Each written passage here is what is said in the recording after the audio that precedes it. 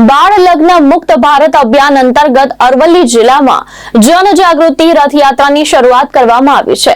જિલ્લા કલેક્ટર પ્રશિષ્ટ પારીખના અધ્યક્ષસ્થાને કલેક્ટર કચેરીથી રથને લીલી ઝંડી અપાઈ અને અભિયાનનો પ્રારંભ કરાયો।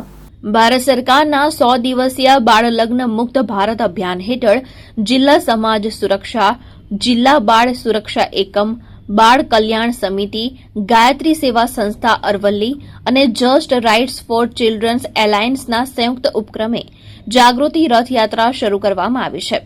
રથ જિલ્લાના ગામે ગામ જઈ બાળ વિવાહની દુષ્પરિણામો અને કાનૂની જોગવાઈ અંગે જનજાગૃતિ ફેલાવશે। કાર્યક્રમ દરમિયાન જિલ્લા કલેક્ટર પ્રશિષ્ટ પારીખે આ અભિયાનને દેશવ્યાપી સફળ બનાવવા સૌને સહભાગી થવા અનુરોધ કર્યો હતો। મોડાસા ધારાસભ્ય ભીખુસિંહ પરમારે સામાજિક દુષ્પ્રથા નાબૂદ કરવા સરકારના સહયોગની ખાતરી આપી હતી।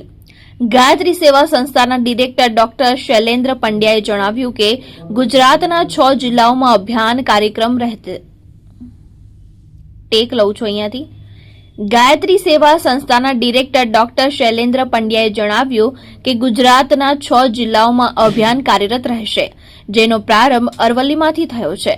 કાર્યક્રમમાં જિલ્લા વિકાસ અધિકારી દીપેશ કેડિયા સહિત અનેક અધિકારી અને સંસ્થાના કાર્યકર્તાઓ ઉપસ્થિત રહેવા પામ્યા હતા। જયેશ પટેલ, દ્રષ્ટિકોણ ન્યૂઝ, માલપુર, અરવલ્લી।